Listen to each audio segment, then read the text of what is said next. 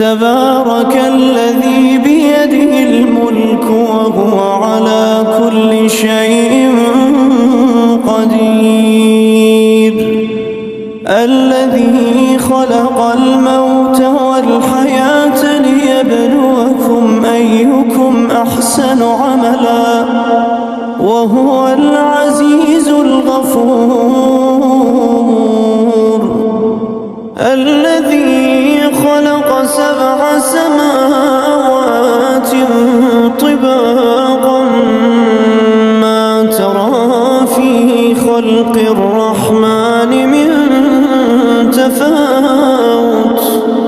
فارجع البصر هل ترى من فطور